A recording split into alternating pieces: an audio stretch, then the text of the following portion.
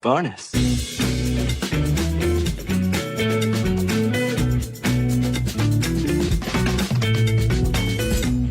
Well, it's the morning after July 4th. Yes. You do anything fun for Independence Day? Yeah, I went. I've talked about this a few times, but out here in Los Angeles at the Hollywood Forever Cemetery, they show movies on the weekends, and they're big events where you show up with a blanket and lawn chairs and a picnic basket, and you just stake your spot out on this lawn. And yesterday they showed Jurassic Park, and after that they had a fireworks show. And man, just the best. It's run by a company called Cinespia. So if people are in the area or they're visiting the area and they want to check this out, Google Cinespia and you can find a schedule and where to get tickets. But this has just become one of my absolute favorite things to do out here. To get a good spot, it helps to get there early, right? So, but that can be part of the fun. Like there's a sidewalk on one of the side streets and it has this really tall wall with ivy, so you're blocked from the sun. And you just set up your chair with your friends, and it's just a whole line of people sitting out there just playing games and snacking and enjoying some drinks and just chilling out for maybe 2 hours while you wait. And then they let you in and you get your spot. And then there's food trucks and they have like a photo booth. But this one for Jurassic Park, it was amazing. They had a animatronic dinosaur that moved. Wow. So you got to, this whole tableau and you pose with it. And then they had like a dinosaur that actually moved and opened its mouth and moved its arms. It was pretty amazing. And then of course, what a perfect movie for like a huge group of people. And there's families brought their kids, and like we were noticing everybody was in great spirits. Like everybody was really friendly. It is a lawn situation with a bunch of blankets and, you got your little square, which means people are going to have to cross over your area to get to their areas and stuff. Right. But everybody was being so noticeably polite last night. Like one guy accidentally kicked the blanket up at one point. He's like, oh, I'm sorry. Like came and like fixed our blanket. We're like, that's fine. And then people taking their shoes off before they're walking on our blanket. We're like, trust me, it's fine. It's on the ground, and just a really friendly community-like feel, which is not always easy to experience in this city, you know? So it's an event I really love. And also the 4th of July, for me, I don't know about for you, and I know everyone experiences it differently, but this used to be like my second favorite holiday growing up. It was like Christmas, you've got all the music and the lights and the trees and family, and it's a big sort of thing. But then the 4th of July, we used to, in my town, I grew up in Wheaton, Illinois, and they would have a parade every year. And so that was the tradition. 4th of July, family, we take the lawn chairs, we go out and we watch this parade, and they have fire trucks and parade floats. And at a couple of years, I remember they had like Bob Dole was there. Barack Obama walked in it one year. Like it's for this small town, it's kind of crazy the figures they've gotten to appear in this parade. But even when I got older and my family was not like, we may not go this year, I would still rally my friends in my like early 20s. I was like, no, like it's 4th of July, we go to the parade. And then I always go to the DuPage County Fairgrounds to go watch the fireworks. And then as you get older, people are traveling or they have plans with other people or whatever. And it becomes a little less of a big group event, which is always like, oh, bummer. Like I used to think of this as like a get together holiday. Yeah. And so, I really enjoyed yesterday. It was really special, like being there and watching a great movie. And then it was amazing because, they advertised they were going to have fireworks, but as the movie's ending and they're in the helicopter and Sam Neill's watching the birds, it's kind of a gentle moment. And then it says directed by Steven Spielberg. Last night, it's that gentle moment and I was waiting for that credit, but instead it was like, boom, like this firework just went off and they didn't even play the credits and it just doosh, doosh, doosh, like right in your face. Wow. They're happening right over us. And, it was magical. It was really, really fun. And also, what can we say about Jurassic Park at this point? I never get tired of it. It's amazing watching it big again and still going, holy crap, it's 30 years later and these effects are insane. Mm-hmm. You know? So I mean the blend between the animatronics and the CGI, I mean, aside from like 2 or 3 scenes, which is completely forgivable because this is like one of the first times they employed that kind of thing, it's remarkable. It just totally holds up. So yeah, it was a blast. I really feel like, oh, that felt like a special event, and the fourth felt special again. So at this point, how many times have you seen Jurassic Park on a big screen? A big screen. I know I saw it. This is the movie I've seen most Mm-hmm. in the theater. I think I saw it 8 times when it originally came out. Nice. Yeah, I remember. You know, doesn't that also speak to the fact that movies? A 12-year-old could get on his bike and pay for a movie ticket and not have it break his piggy bank. You know, and see it so many times. I mean, now it'd be like, do I have $22? You know, to go see this? Yeah. But I remember my brother and I saw it maybe 5 times or something. And then when it went to the second run theaters, which used to be $1.50, we're like, oh, bullseye. Like now we can watch it over and over. So 8 times. I know I saw one of the re-releases. What second run theater did you go to? The Wheaton Theater. The Wheaton Theater. Yeah, it's just downtown Wheaton. It had 4 screens. I remember seeing The Rocketeer there. I mean, all sorts of stuff. Oh, I think I know. I never attended that, but I think I know what you're talking about. It was like an old timey theater, right? Yes, it looks old school, and actually, that's where I saw my very first movie. Last Action Hero style theater. Yeah, I mean, not as big, but yes, with that vibe. Yeah. And that's my mom took me to see E.T. there. That was the first movie I ever saw in a theater. I saw Back to the Future there. I think that was the 3rd movie I ever saw. So a lot of history of that place. But yeah, I'm just gonna guess. I'm not gonna drag everybody through me doing the exact math. Maybe 10 or 11 times. Probably 11. Wow. At least Impressive. 11, I guess. Yeah. Yeah, that is kind of crazy, isn't it? Yeah. Yeah. So you? Well, how about you? What do you think? With regard, like how many times? Jurassic Park, yeah. Oh gosh, not as many as you. I saw it twice in its first run. Oh, actually, twice during its initial release, but in second run. Okay. I went to it was the I think it was called Westgate, right off of 53 in North Avenue. Okay. I mean, I know 53. I'm not sure I remember the theater, but yeah, I think that's what it's called. Anyway, Northgate. It was called Northgate. Okay. And then I saw it, for the 20th re-release in 2013. Mm-hmm. Yeah, so 4 times total because I saw the symphony do the performance. Oh yeah. Yeah, so 4 times total. Yeah, because I remember the re-release. That was 3D, right? Mm-hmm. Yeah, which was pretty good if I remember right. It was good. It was a good conversion. Yeah. And then I remember I saw it at the Hollywood Bowl once where they did the score. So yeah, and then last night. So yeah. Well, I think to your point about why that movie retains its mystique, it's because it has been this multi-generational touchstone, right? We're talking about 33 years now since it came out, and it truly is this thing that's just passed from one cadre to the next, and everybody shares it, Yeah. So I talked about the 3D re-release. Elijah comes out of that. He was 6, right? Mm-hmm. And I know that's going to be an experience he has with his kids. Yeah. That's just etched in. I while we're talking about sort of shared experiences, it's funny because normally on July 4th it had been our routine that we watch Independence Day together, and yesterday it just didn't happen. And Amina was like, we didn't watch it, and I was like, well, I think family movie night might be over. Like, really? For us. Like everybody watching together because everybody's just off doing their own thing, Yeah. I was like, I think it's done, and it's a little sad because you're like, no, this is just going to be what we do. But I'm like, we had like a 10-year run.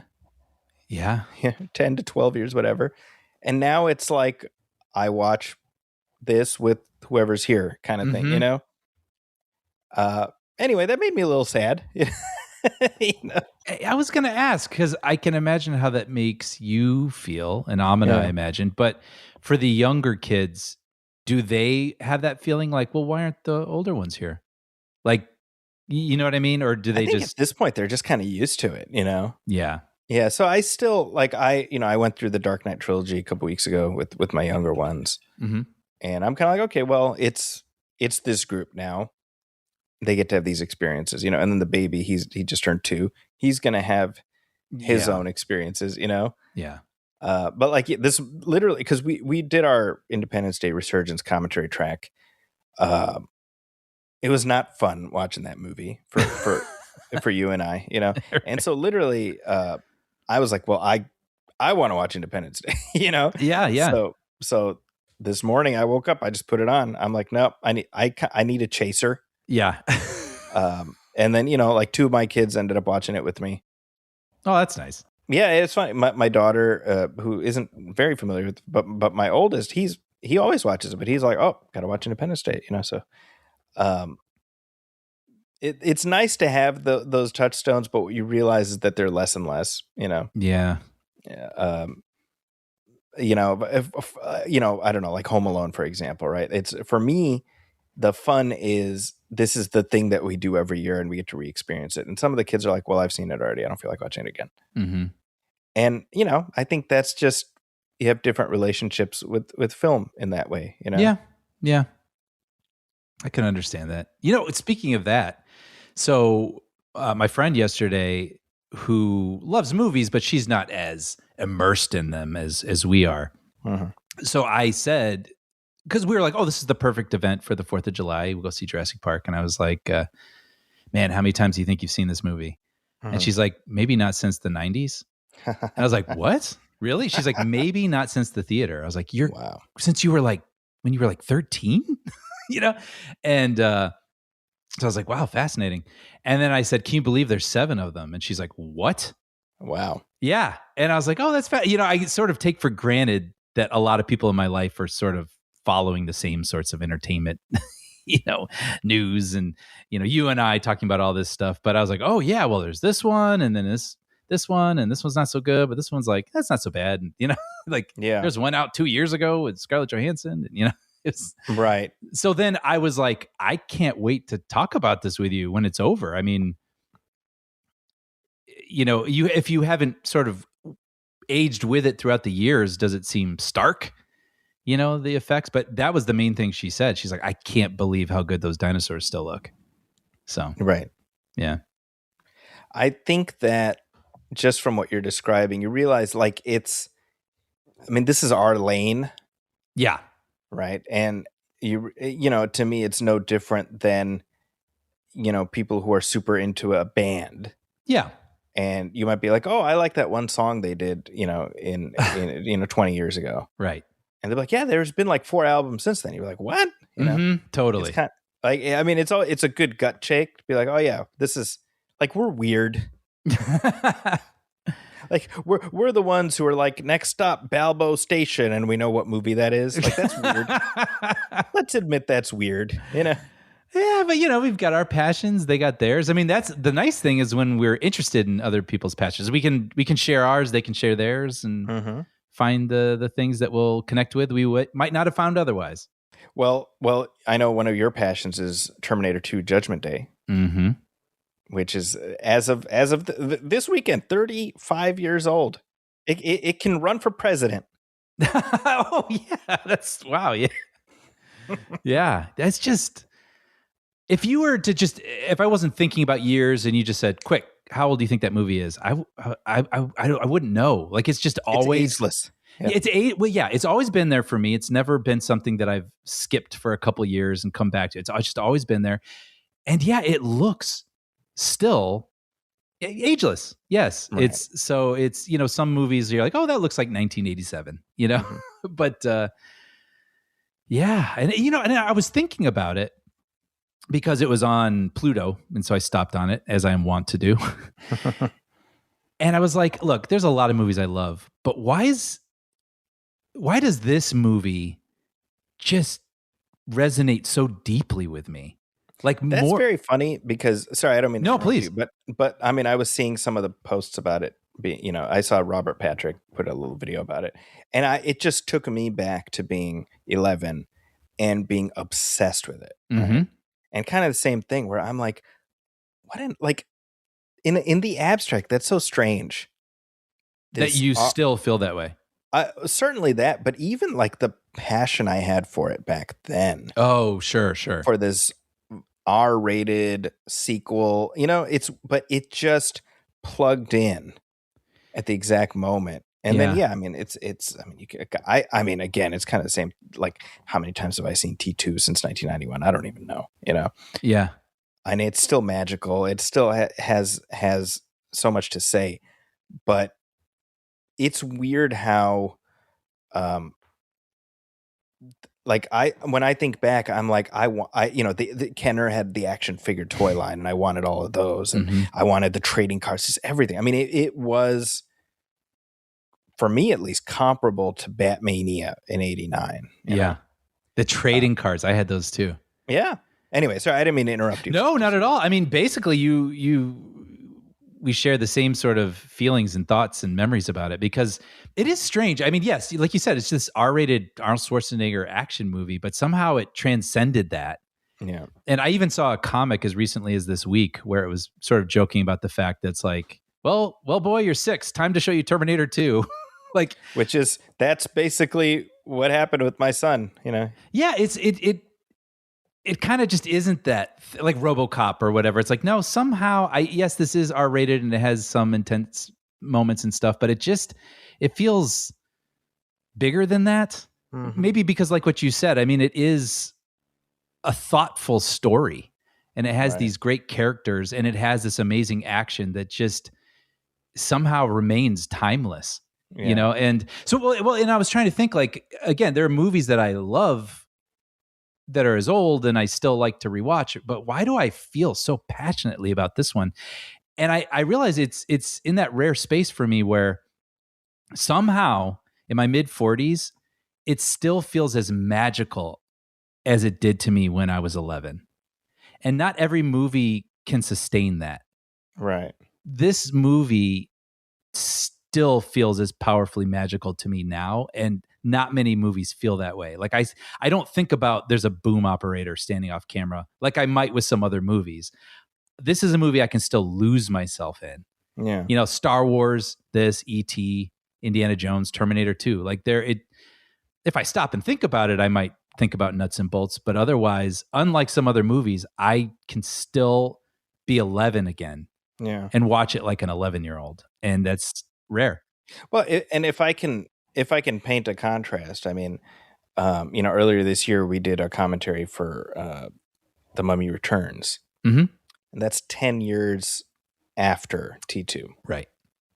And yet, I would say, even though The Mummy Returns is set in the 30s, it looks like a 2001 movie. Yeah, right. Like, I'm not saying that's good or bad. No, it just does. Just as a quantitative takeaway, based on the effects and everything, you're like, this is 2001. Whereas, to your point, like T2, I mean, it truly is timeless, despite the fact that it's very. I mean, you can tell it's set in the 90s. Sure, yeah, and yet, yeah, I think I wonder. Well, two parts. I wonder if it is a little bit like with us when we watched Spielberg, where he just imprinted on us. Right, and James Cameron in much the same way, where we're like, well, this is how you make movies. This is what movies are supposed to look like. Exactly. Yeah. So I wonder, there is probably a little bit of that, but I mean, you look, it's 35 years later, people still watch Terminator 2. Yeah, kids still watch Terminator 2. And it's interesting to me looking at Jurassic Park last night, which I know recently it was a new scan was done 4K, and I'm almost certain that's what they showed last night. And I was like, this movie looks stunning. Just, even movies that have been restored and whatever from certain years, maybe 78 or 84 or something, they still kind of look like 84, and they still look like, but like Jurassic Park last night looked like it could have been made this year, yeah, which is incredible. And I know there's some, digital wizardry probably at play helping that.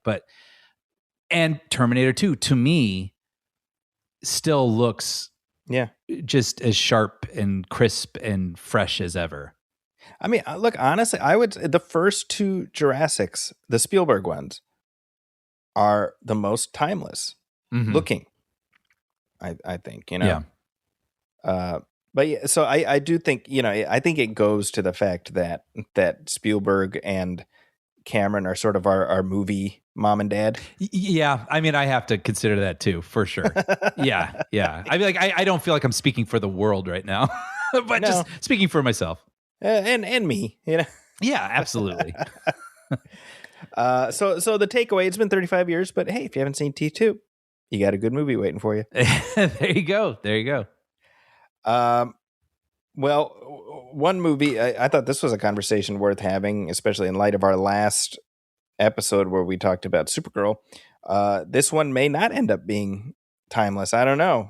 Kind of wait and see. But Supergirl, not doing too great at the box office. I was just looking at Scott Mendelson does his box office analysis, and he says that for its second weekend, we're looking at 8.8 million domestic. Yeah. So that's a drop of 76% and about 57.6 million after 10 days. This is domestic. Wow. So that's just to put that in perspective, that's after 10 days. That's what Superman last year earned in its opening day. Right. So naturally, I think you and I both were like, well, the postmortems are going to be coming fast and furious. Mm-hmm. I think we were like kind of waiting for that. Yeah. And they did. We've talked about this where in this day and age, when something like this happens, just give it a week or so, and then there'll be this tell-all Hollywood Reporter article, where people are chiming in and giving what they know about what happened behind the scenes, just trying to figure out what went wrong. Did you read this article? I did, yeah. So this is a furious round of manic finger pointing. Yeah. A whole bunch of anonymous sources talking to the Hollywood Reporter. Mm-hmm. What's your take on this? What broad overview of what the piece is saying, and then let's see if we can parse some of it.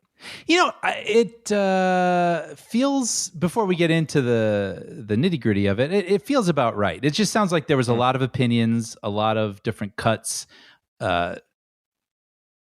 Having multiple test screenings to try to get numbers up. And that feels about right to me, because my problem with the movie was you had great source material, right? So it just, to me, it was a no-brainer. Like, you had the story, but for some reason they messed with it.